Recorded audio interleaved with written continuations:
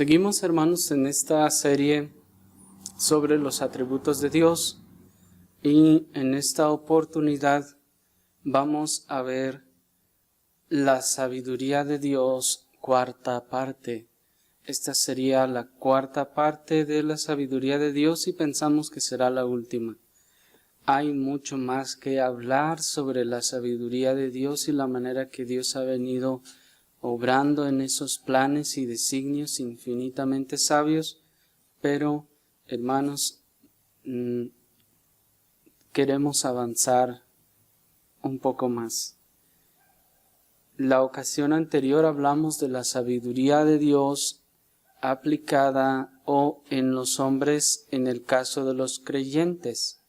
Y también en ese caso, hermanos, hay mucho más que profundizar y que ahondar sobre la manera que Dios va tratando con los creyentes, y ese designio sabio bendice a los creyentes aun cuando las circunstancias parece que están puestas para que causen algún mal o alguna dificultad, pero Dios siempre es sabio, bueno y justo en todo. Y hemos querido recortar un poco del material que teníamos con respecto a este tema y vamos a avanzar a ver la sabiduría de Dios en los hombres y en este caso en los incrédulos. De esto también vamos a ir lo más rápido que podamos, pues queremos avanzar sobre algunos otros atributos y queremos establecer aquellos principios fundamentales que nos ayuden a que nosotros mismos luego apliquemos estas cosas a otras circunstancias en la vida cristiana y aún entre los incrédulos. Para comenzar, les invito a que vayamos al libro de Daniel, el libro del profeta Daniel, en el capítulo 2 y en el versículo 21. El libro del profeta Daniel, en el capítulo 2 y en el versículo 21 comenzaremos a ver esta sabiduría de Dios obrando o actuando aún entre los incrédulos. Dice Daniel, capítulo 2, versículo 21, Él muda los tiempos y las edades, quita reyes y pone reyes, da la sabiduría a los sabios y la ciencia a los entendidos. Hasta ahí. Daniel entendía, hermanos, estas cosas que nosotros estamos aprendiendo hoy. Bueno, ustedes saben que Daniel era un judío creyente que seguramente desde su temprana edad había sido instruido por sus maestros, pero sobre todo por sus padres en la palabra de Dios. Y entre las cosas que le habían enseñado sobre el control soberano y sabio que tiene Dios sobre todas las cosas. Y mientras aquí Daniel está hablando con el rey Nabucodonosor, él le expresa al rey sin ningún temor, le expresa al emperador o el gobernante del imperio más grande de su tiempo, le dice, Él muda los tiempos y las edades, quita reyes y pone reyes, da la sabiduría a los sabios y la ciencia a los entendidos. Debemos entender, hermanos, que para su tiempo decir estas palabras en presencia del rey probablemente significarían incluso la muerte en algunos casos, porque los reyes se consideraban todopoderosos y que habían logrado todas esas cosas por su propia fuerza, por su propia inteligencia o por su propia capacidad, y que alguien llegue y les diga, tú no lo lograste por ti mismo, fue Dios el que te puso, y Dios mismo te puede quitar cuando Él quiera, hermanos, era un desafío abierto a la persona del rey. Pero noten que Daniel le dice que él muda los tiempos. Esta palabra muda está dicha en el sentido de que cambia. Él cambia los tiempos y las edades. Y cuando dice los tiempos y las edades, se refiere a las épocas. Dice, Él cambia los tiempos y cambia las edades. No, en este caso no se refiere necesariamente al clima, que cambie el tiempo o el temporal, sino se refiere a las épocas. Se refiere a las edades. Y en el contexto en el que Él lo está diciendo y a la persona a quien se la está diciendo, entendemos que aquí también está implícito, hermanos, la idea de que Dios cambia conforme a sus planes y propósitos aún los imperios. Daniel sabía, por ejemplo, que antes de que los babilónicos fueran el imperio dominante en su tiempo, antes de ellos habían ya dominado los asirios. ¿Recuerdan ustedes que el reino del norte fue llevado cautivo por el reino asirio? ¿Se acuerdan?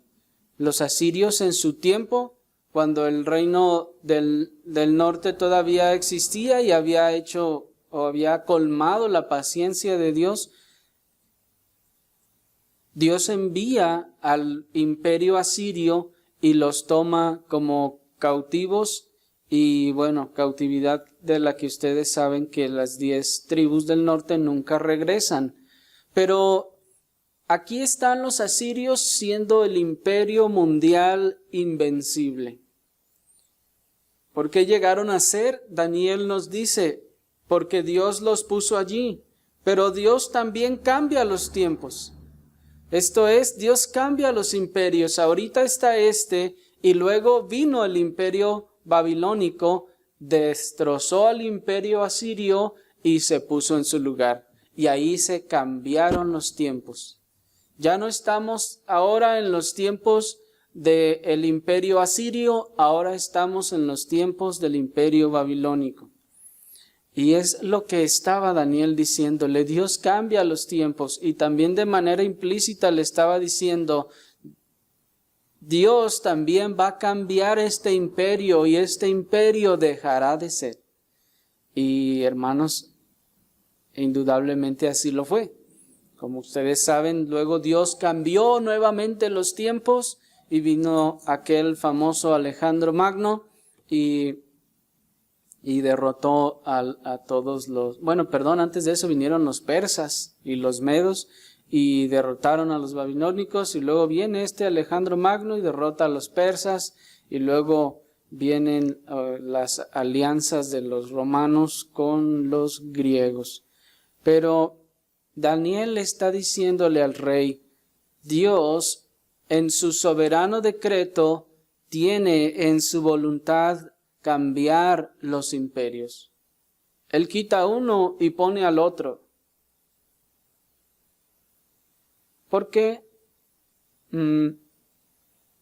México, nuestra nación, aunque 2 veces ha pretendido ser un imperio, en realidad nunca ha sido un imperio mundial. Pues porque Dios no lo ha determinado así. Dios en su soberanía, Él pone a los que Él determina poner durante el tiempo que Él decide que estén allí según sus sabios designios, como vamos a ver, mientras que cumplen sus propósitos, y luego cambia los tiempos y pone otro en su lugar, para que éste a su vez cumpla sus propósitos. Y noten cómo Daniel, viniendo del pueblo que en esa economía, en la economía del Antiguo Testamento se consideraba o era el pueblo de Dios, es luego derrotado por los impíos. Y estos impíos se los llevan en cautiverio. Y Daniel no se comporta rebelde, Daniel no actúa rebelde ni nacionalista, diciendo, no, ustedes son unos malvados, impíos, incrédulos, Dios nos va a hacer que les ganemos para que vean que el pueblo de Dios es el mero mero y el pueblo de Dios siempre vencerá y el pueblo de Dios es el triunfante y victorioso. No, Daniel sabía que Dios pone los imperios y que si Judá había sido derrotado y estaba siendo llevado en cautiverio era porque Dios así lo había determinado y él no se portó así nacionalista, sino en ese pleno entendimiento de los sabios designios de Dios, él se sometió al propósito de Dios. Y dijo, bueno, Dios determinó que los babilónicos gobiernen, pues los voy a servir. No dijo, prefiero que me maten antes de servirle a estos impíos, mundanos, malignos. No dijo así. ¿Me estoy explicando?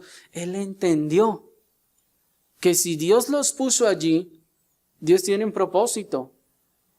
Y si Dios me humilló delante de aquel impío e incrédulo, es porque es su voluntad.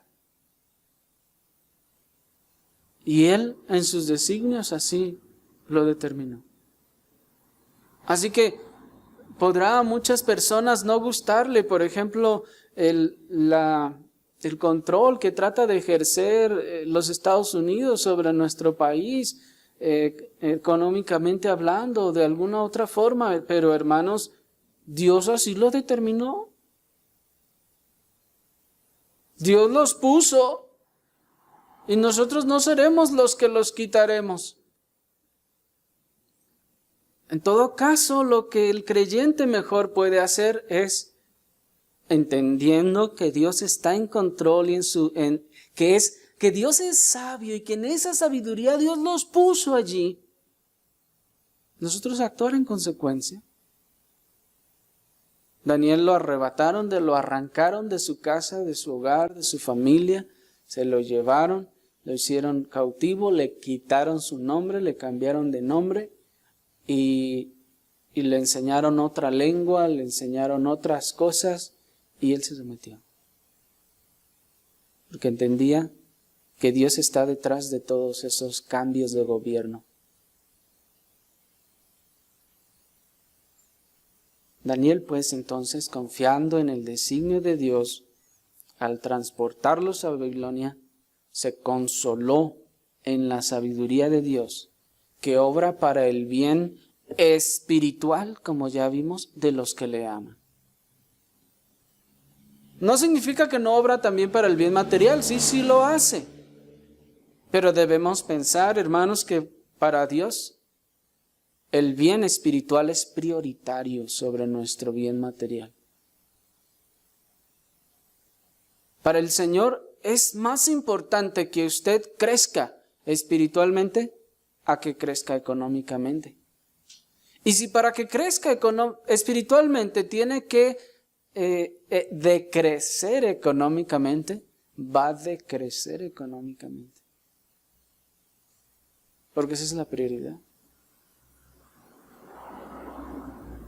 ¿No hacen eso ustedes también como padres? Para que sus hijos crezcan, se alimenten, para que estén sanos y crezcan, se desarrollen bien. ¿No están dispuestos a sacrificarles los dulces? ¿A quitarles los dulces? ¿Que no coman dulces? ¿No están dispuestos a restringirles de libertades? ¿De que anden en la calle a la hora que sea o con quien sea? Claro que lo estamos.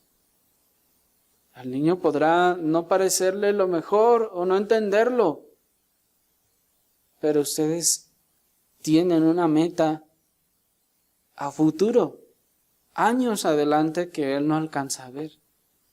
Y asimismo, hermanos, Dios tiene planes a futuro, años o décadas, o tal vez hasta siglos, no sabemos adelante que nosotros no alcanzamos a observar. Pero que debemos entender que todo esto está en este sabio plan de Dios.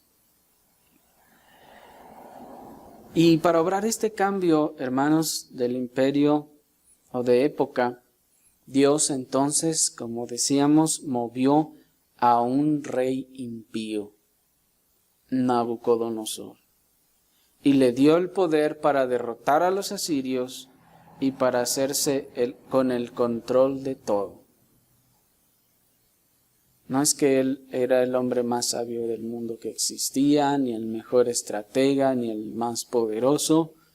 Dios determinó, lo levantó, le dio el poder para vencer a sus enemigos y lo puso en ese lugar. Y enseguida vamos a ver que Dios tenía algunos propósitos al hacer eso. Y noten que nuestro verso también dice: quita reyes y pone reyes.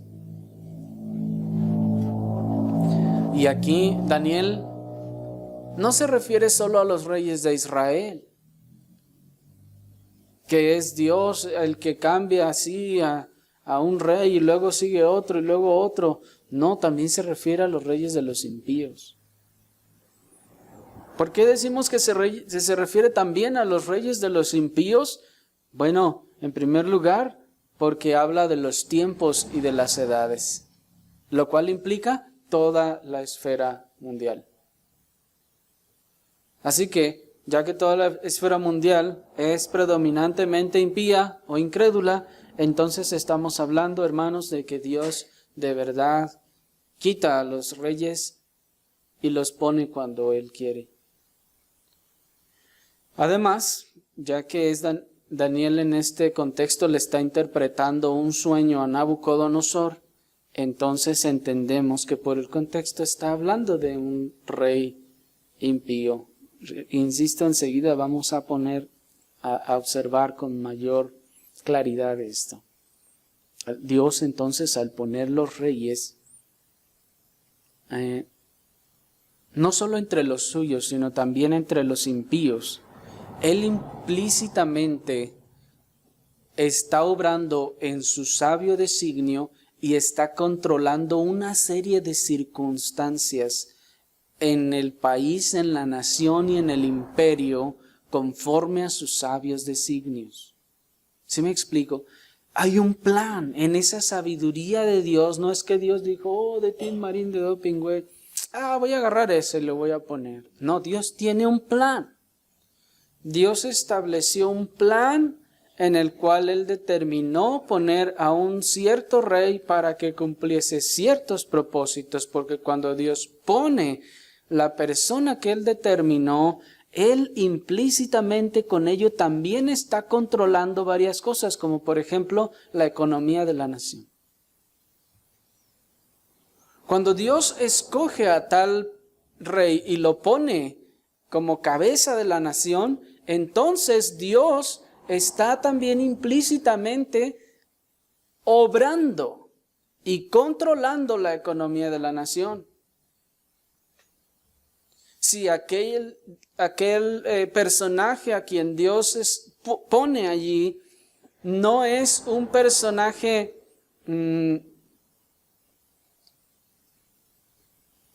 hábil para la economía, entonces la nación no crecerá. Y pregunta, ¿será que entonces Dios escogió al incorrecto? Y que ya que lo puso dijo, y no me fijé que no era bueno para la economía y ahora este país va a andar batallando. ¿Ustedes creen que Dios se puede equivocar de esa manera? No estamos hablando entonces de que es un propósito sabio en sus designios, sabios inescrutables.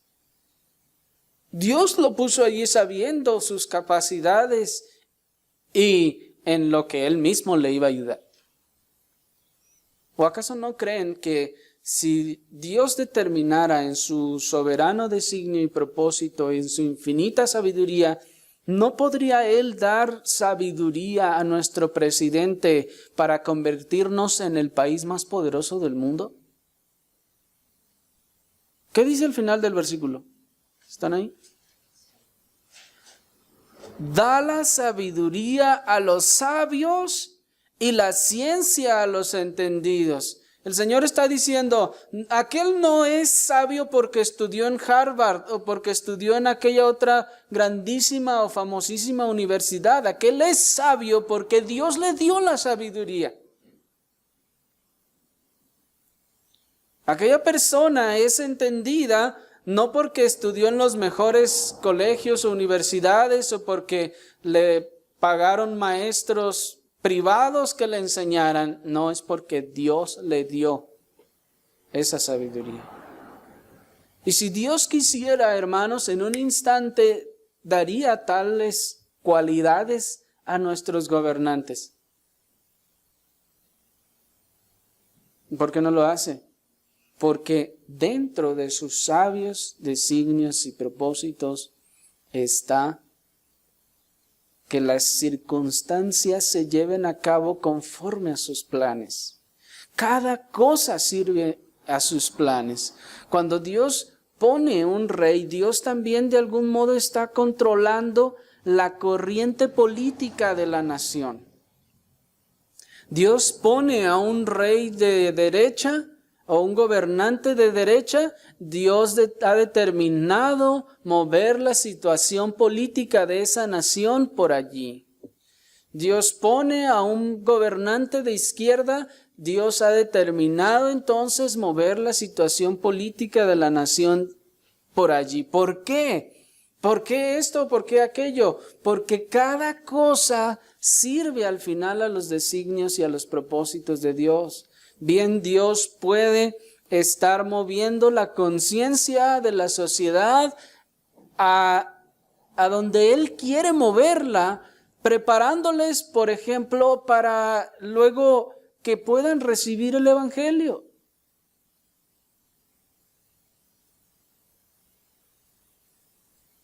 Dios también, cuando pone a los gobernantes, Dios de algún modo también está teniendo injerencia en el otorgamiento de derechos y de las libertades y las obligaciones de sus ciudadanos.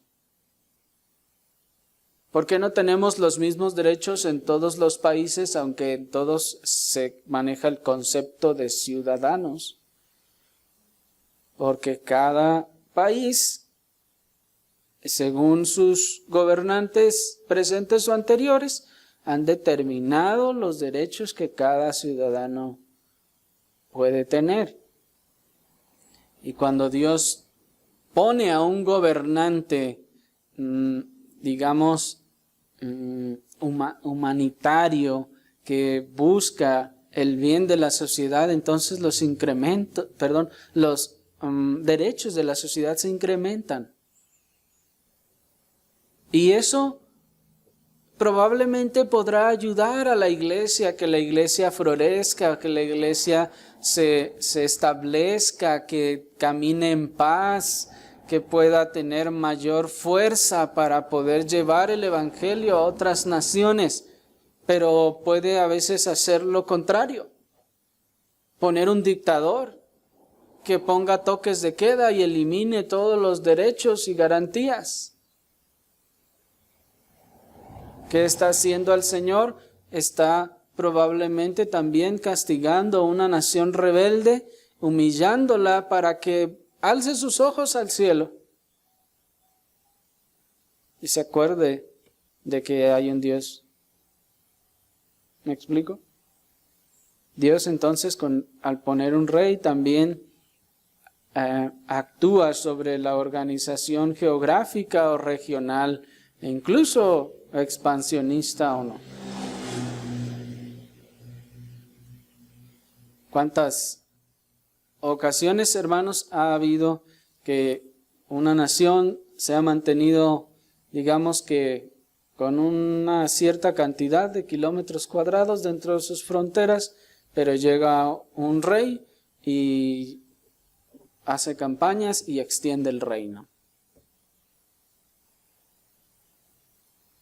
O viceversa, como ocurre con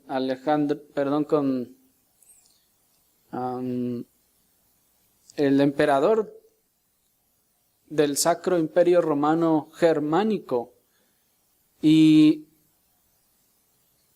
conquista todo el imperio, este famoso Carlomagno, y luego muere y el imperio se divide.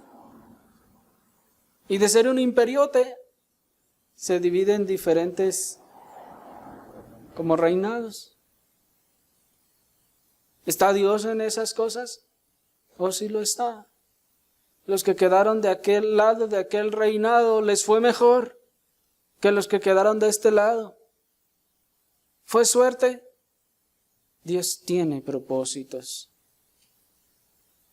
Allí tenemos a Alemania cuando pierde la Segunda Guerra Mundial. Ustedes saben que Berlín se divide y Alemania se divide en Alemania Occidental y Alemania Oriental, una bajo el control de los rusos y otra bajo el control de los aliados, de los ingleses, y el lado controlado por Rusia es una especie de control comunista. Y la diferencia de las ideas políticas se empieza a notar. Los capitalistas y el lado capitalista empieza a crecer y a tener auge. El lado socialista y comunista empieza a quedarse estancado. Pero bien, hermanos, cada una de estas cosas cooperan también aún en la formación de los cristianos a la imagen de Cristo. El Señor nos pone en un país con dificultades o necesidades. Eso probablemente es necesario para nuestra formación como creyentes, para que crezcamos en conformidad a Cristo. Nos pone el Señor en un país donde hay holgura económica y hay bonanza. También Dios está allí, probablemente fortaleciendo la economía para que la iglesia también sea fuerte y pueda tener la capacidad de enviar misioneros a muchos otros lugares. Porque los países cuyas economías han sido fuertes, en donde han estado los cristianos, han sido los países que más misioneros han enviado a todas partes del mundo.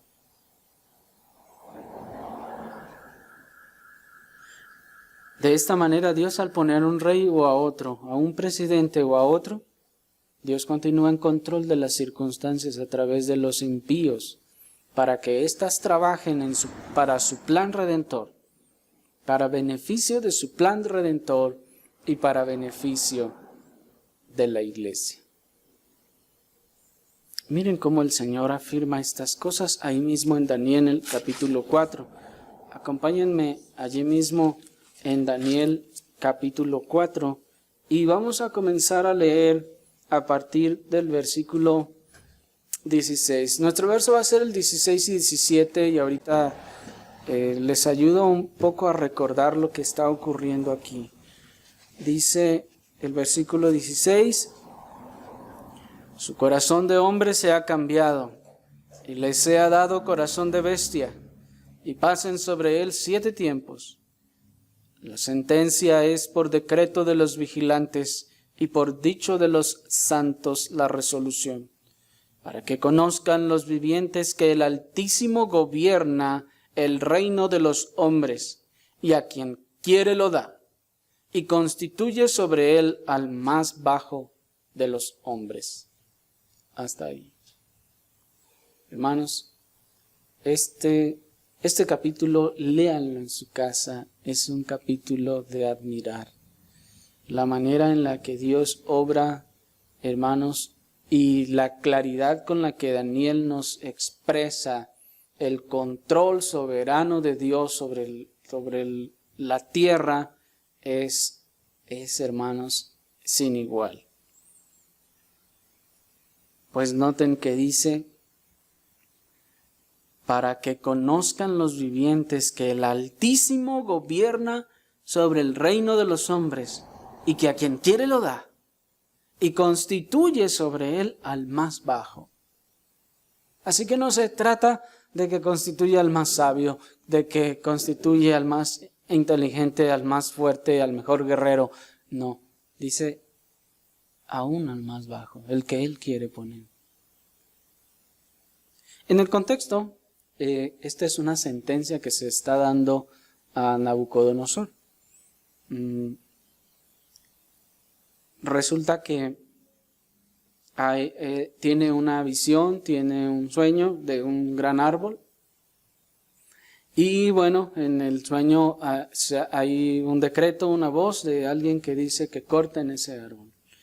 Y luego Daniel, él llama a que se le interprete el sueño, no se lo pueden interpretar, viene Daniel, se lo interpreta, y esta es la interpretación o parte de esa interpretación en donde Dios está dando la sentencia de lo que había de ocurrir con el rey Nabucodonosor, el rey, el emperador más poderoso sobre la tierra, el ser más poderoso en la tierra. Y bueno, luego ustedes leerán que Daniel le dice, rey, pues dice el 22, tú mismo eres, oh rey, que creciste y te hiciste fuerte, pues creció tu grandeza y has llegado hasta el cielo y tu dominio hasta los confines de la tierra. Y luego le dice el 25, que te echarán de entre los hombres y con las bestias del campo será tu morada y con la hierba del campo te apacentarán como a los bueyes. Y con el rocío del cielo serás bañado, y 7 tiempos pasarán sobre ti hasta que conozcas que el Altísimo tiene dominio sobre los hombres. Y luego Daniel le dice, redime pues tus pecados con justicia. Y bueno, luego pasa un año, al rey se le olvida este sueño, esta visión, y se levanta un día y ve la grandeza de su imperio y dice, ¿no es esta la gran Babilonia que yo he edificado con la fuerza de mi poder y de mi brazo? Y entonces vino la palabra para humillar. ¿Por qué? Porque Dios les estaba diciendo con toda claridad, ¿no entiendes que tú no llegaste aquí por ser fuerte y por ser bueno? Tú no llegaste aquí porque eras el mejor guerrero y tenías el mejor ejército. Dice el Señor, yo te puse y cuando yo quiera yo te puedo quitar.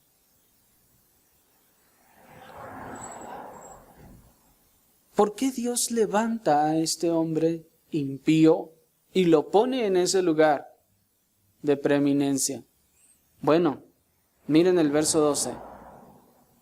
Aquí está describiendo el sueño y dice, su follaje era hermoso y su fruto abundante, y había en él alimento para todos. Debajo de él se ponían a la sombra las bestias del campo, y en las ramas hacían moradas las aves del cielo, y se mantenía de él toda carne. Hasta allí. Porque Dios levantó un imperio tan grande, porque Dios, a través de ese imperio, determinó que beneficiaría a otras naciones. Por ejemplo. Y hermanos, mucha gente se queja de que estamos, por ejemplo, al lado de Estados Unidos. Y se dice que somos el patio trasero de Estados Unidos y que cuánta cosa.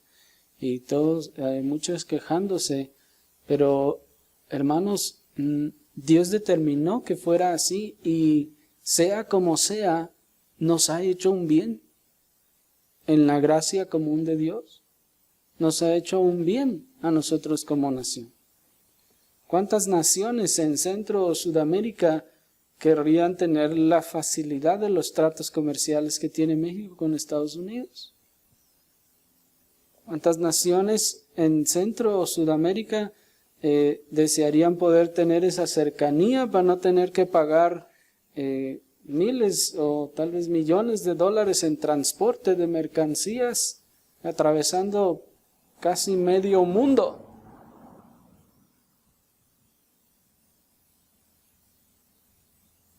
¿Sí me explico, hermanos? Cuando Dios ha levantado a alguien y le ha puesto en preeminencia, en primer lugar, es su propósito y su voluntad. Y debemos ver que Dios lo ha hecho así porque Él ha querido hacer bien de una o de otra forma, conforme a su soberano designio. No significa que entonces, ya porque Él le ha puesto para hacernos bien, entonces nos tiene que hacer ricos. No. Dios ha determinado hasta dónde quiere beneficiarnos con esas cosas. Solo imaginen los que piensan así. Si Estados Unidos desapareciera, muchos creen que nosotros vamos a repuntar, pero veamos a nuestras autoridades y todos los que están en autoridad y todo lo que somos y cómo vivimos. Y piensen si así podremos llegar a lo que esperan. El versículo 16, hermanos, de este capítulo nos enseña el absoluto poder soberano. Pues dice, su corazón de hombre sea cambiado y le sea dado corazón de bestia y pasen sobre él 7 tiempos. Qué impresionante, hermanos. Dios tiene el corazón del hombre en su mano. Y Él lo cambia. Y Él lo mueve como Él quiere. Por eso dice el proverbio que como los repartimientos de las aguas, así está el corazón del rey en la mano del Señor. A donde Él quiere lo inclina. Por eso cuando nosotros pedimos por nuestros familiares, por su salvación, pedimos al Señor. Y no le pedimos a nuestro familiar, ándale por favor, conviértete, ándale, mira, arrepiéntete y ven a la iglesia. Sí lo invitamos, pero es el Señor el que tiene el corazón del hombre en su mano. El verso 17 nos habla del control absoluto sobre Dios sobre la tierra, de Dios sobre la tierra e incluso aún sobre los impíos. Y Él da el poder a quien Él quiere. Y los que lo poseen es porque Dios se los dio. Aunque sea impío, sí, aunque sea impío. ¿O piensan que se lo dio el diablo? Hermanos, eso no es posible. Tiene poder, tiene sabiduría, es porque Dios se lo dio. Que con esa sabiduría y ese poder está haciendo maldades y cuánta cosa, eso está dentro de los propósitos y los designios soberanos e inescrutables de Dios. Ahorita vamos a ver un ejemplo, pero veamos pues cómo en el verso 30 nos dice que no es ni la fuerza de los hombres ni la capacidad lo que les lleva al poder, sino el sabio designio de Dios, dice el verso 30. Habló el rey y dijo, ¿no es esta la Babilonia que yo edifiqué para casa real con la fuerza de mi poder y para gloria de mi majestad? Aún estaba la palabra en la boca del rey cuando vino una voz del cielo. A ti se te dice, rey Nabucodonosor, el reino ha sido quitado de ti. ¿Se fija? No es el poder del hombre. Si hubiese sido su poder, no lo hubiera podido mantener. Si ellos están ahí es porque Dios les dio la fuerza y la capacidad para que llegaran allí. Y así, usando de su profunda e inescrutable sabiduría, Dios determinó también, por ejemplo, poner a Faraón como rey de Egipto en el tiempo en el que Israel estaba en Egipto. Miren cómo dice Romanos capítulo 9, versículo 17. Romanos capítulo 9, versículo 17.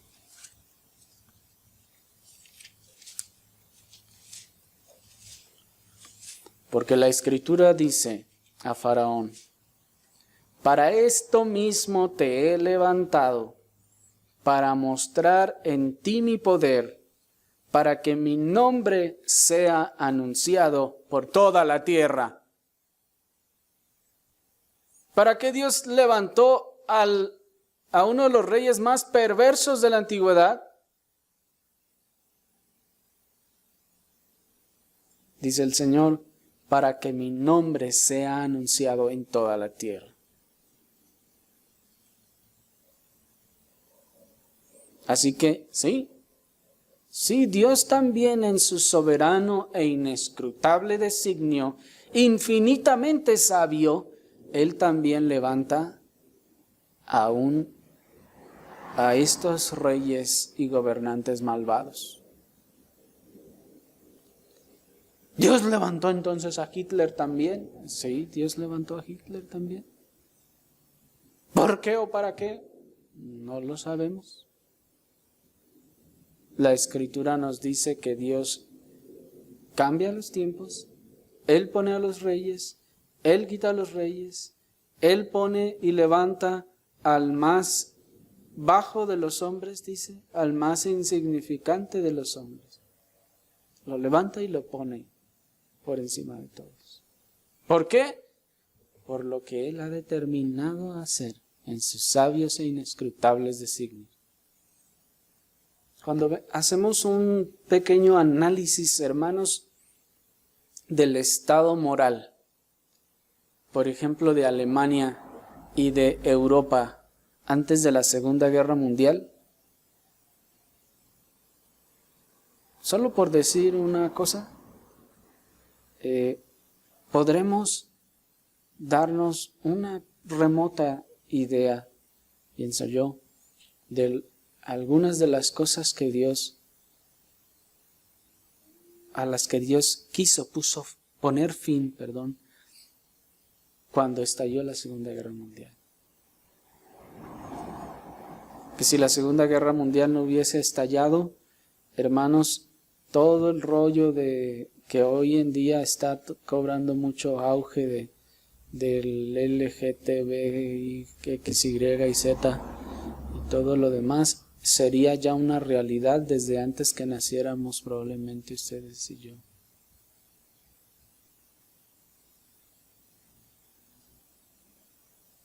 Cuando vemos la sociedad europea, hermanos, en ese tiempo, y sobre todo la sociedad berlinesca antes de la Segunda Guerra Mundial, nos damos cuenta de que la degeneración ya nos habría llevado a la destrucción, seguramente desde hace un buen tiempo. ¿Qué trajo la guerra, además de toda la terrible calamidad? Sí, trajo una especie de recatamiento moral. Los dictadores trajeron de nuevo al orden moral a las naciones y a los países. El dolor hizo al hombre otra vez volver a pensar en su condición y en Dios mismo. Aunque los países que no sufrieron de manera directa los embates de la guerra, vinieron luego también a degeneración, como los Estados Unidos. Pero Dios, hermanos, hablando de Faraón, en su sabio designio había planeado que las maravillas que haría con él y con su gente al libertar a Israel traerían o harían que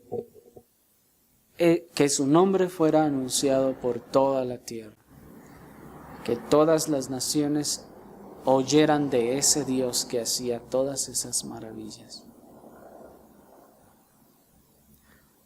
La frase, para esto mismo te he levantado, no deja lugar a dudas de que, en primer lugar, Dios lo había puesto y lo había preservado para ese momento. ¿Por qué no se murió Hitler y el faraón cuando eran chiquitos? Mucha gente ha querido hasta hacer máquinas del tiempo para ir a matar a Hitler cuando era niño o lo que sea. Pero hermanos, cuando el texto dice, para esto mismo te he levantado, el Señor está diciendo que Él le preservó la vida. Seguro estuvo a punto de morir alguna vez y Dios lo libró. Dios lo sanó, Dios lo ayudó y Dios lo preservó para ponerlo en el lugar donde Él lo determinaba poner y así cumpliera sus propósitos.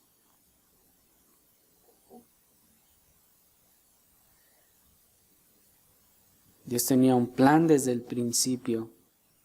Antes de que lo pusiera como rey, Dios había establecido un decreto eterno y lo preservaría hasta cumplir lo que Él había determinado.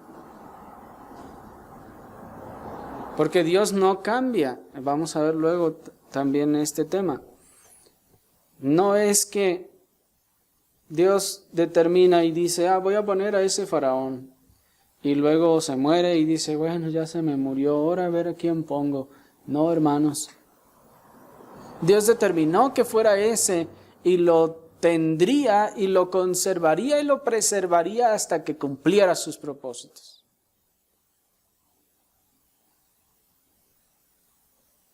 Así Dios sostuvo al faraón para mostrar en él su poder y sus terribles maravillas, y todo esto para favorecer al pueblo de su promesa. Como dice Isaías 43, 3 al 6, se los voy a leer, no lo busquen. Dice, pero yo, el Señor, Dios tuyo, el Santo de Israel, soy tu Salvador.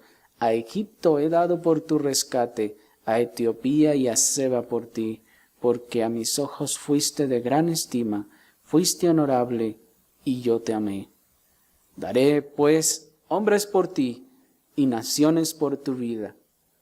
No temas, porque yo estoy contigo. Del oriente traeré tu generación, y del occidente te recogeré. Diré al norte, da acá, y al sur, no detengas. Trae de lejos a mis hijos y mis hijas, de los confines de la tierra.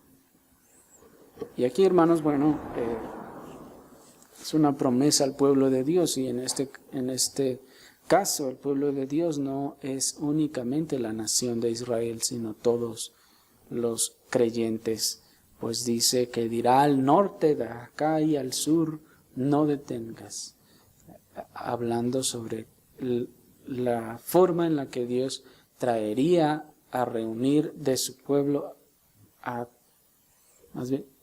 reunir su pueblo de todas las naciones, tribus y lenguas. Nuestro Dios tan inmensamente poderoso, creador y poseedor, esto es, dueño de toda su creación, manifiesta en incontables ocasiones su asombroso e impresionante amor por los suyos, por sus hijos. Y noten cómo dice, a Egipto he dado por tu rescate. En el verso 3, pues, podemos encontrar, hermanos, en cada frase el profundo amor de Dios hacia sus hijos. Dice, yo soy el Señor, Dios tuyo, el Santo de Israel, soy tu Salvador. Y asimismo vemos también inferida la posesión de Dios de todas las naciones, porque dice, a Egipto he dado por tu rescate, a Etiopía y a Seba por ti. ¿Qué está implicando allí, hermanos? que eso le pertenece a Dios. ¿Acaso se da rescate o se paga con algo que no es nuestro? ¿Pagan ustedes con algo que no es suyo? No, todo mundo paga con algo que le pertenece, ya sea dinero o posesiones, pero es mío y por eso te pago con él. Y aquí Dios está diciendo, yo daré a Egipto y a Etiopía por tu rescate. De donde vemos que a Dios le pertenecen todas las naciones y Él las mueve como Él ha determinado.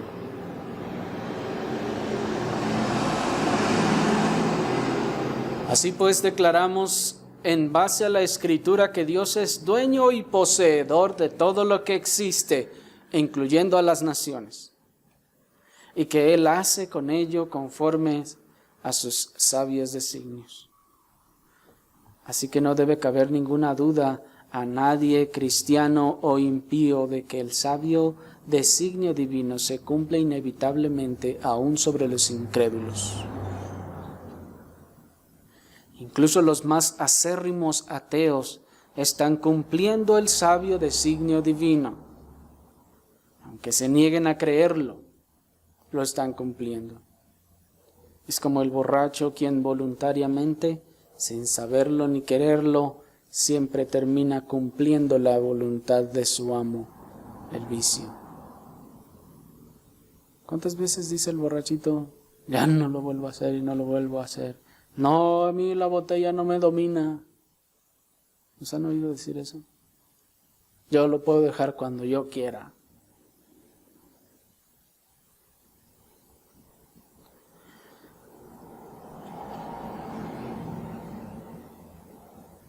Hemos visto cómo Dios mantiene su control sobre las naciones al poner y a quitar reyes, hermanos, y veamos ahora, aunque de una forma mucho más breve, cómo esa sabiduría insondable actúa también de manera individual en cada uno de los hombres. Acompáñenme rápidamente, pero velozmente, a Proverbios capítulo 19, en el versículo 21. El libro de los Proverbios, en el capítulo 19, en el versículo 21, dice la palabra del Señor así. Muchos pensamientos hay en el corazón del hombre, mas el consejo del Señor permanecerá.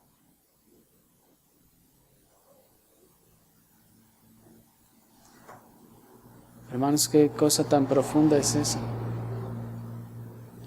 Cuando empezamos a leer, muchos pensamientos hay en el corazón del hombre, como que esperamos que luego diga, como el otro versículo, pero del Señor es la respuesta de la boca, o pues el Señor dirá si se cumplen o no.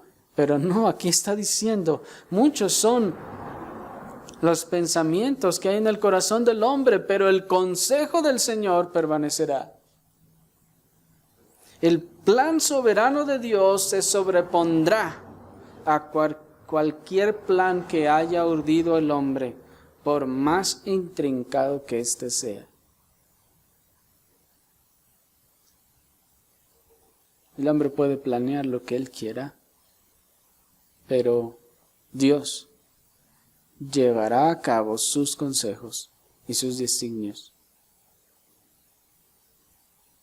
¿Se dan cuenta? Está diciendo, tú planea lo que tú quieras, haz lo que tú quieras, pero al final Dios va a hacer lo que Él quiera. Dios no solo está teniendo en su sabio designio, está controlando y tiene control sobre estos reyes, también, hermanos, sobre el ser humano. Esto no significa entonces que el hombre no actúa involuntariamente. Esto no significa que entonces somos robots que hacemos solo lo que Dios quiere. No, hay libertad. El hombre actúa ejerciendo su voluntad.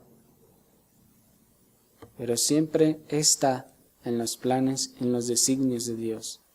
Porque otra vez, no es el plan más sabio aquel que contempla tanto el carácter y la reacción que tendrá el oponente para que esto sirva a sus planes. Cuando alguien está, por ejemplo, planeando una estrategia de batalla, dice, bueno, si primero les enviamos un escuadrón por este lado, lo que ellos van a hacer es que van a hacer esto, y cuando lo hagan, entonces van a caer en este otro. ¿Me explico? Allí hay un plan, allí hay sabiduría, hay mente planeando algo. Cuando se conoce sobre todo al adversario y se sabe cómo va a reaccionar. ¿Me explico? ¿Cuánto más, hermanos, el infinitamente sabio Dios que nos conoce más profundamente de lo que nosotros podemos imaginar?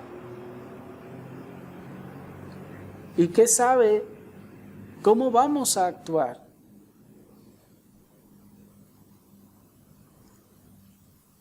Él, pues, hace cumplir sus propósitos y sus designios aún sobre los planes de los hombres. Y veamos por último un ejemplo de esto en Nehemías capítulo 4, versículo 15. Nehemías capítulo 4, versículo 15. Si lo logran encontrar, acompáñenme a leerlo con sus ojos, si no se los leo. Dice: cuando oyeron nuestros enemigos que lo habíamos entendido y que Dios había desbaratado el consejo de ellos, nos volvimos todos al muro, cada uno a su tarea. Qué cosa tan asombrosa, hermanos. Aquí Dios desbarata los planes malvados contra su pueblo. Y con ello hace que su propio plan, que en este caso y en este contexto es de reconstruir los muros, ese plan se lleve a cabo. Así que, sí, Dios desbarata los planes, véanlo allí. Dios había desbaratado el consejo de ellos. Recuerden cómo ya vimos que consejo significa propósito, plan, algo que se juntaron para planear. Así, el hombre puede determinar, planear algo, pero al final el plan de Dios se impondrá por sobre todo.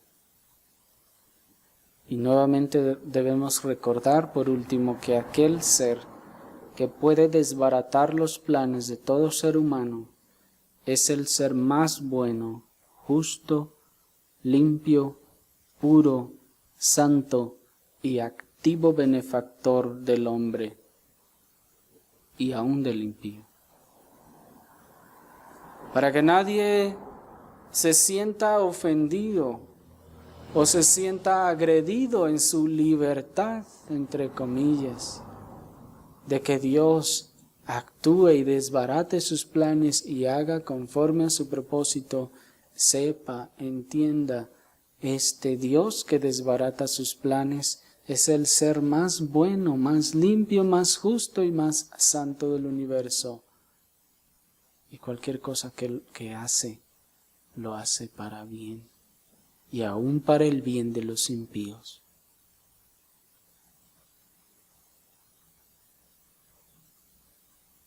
¿Me explico? Aún Dios, en su gracia común, cuando desbarata los planes de ellos, también hace bien.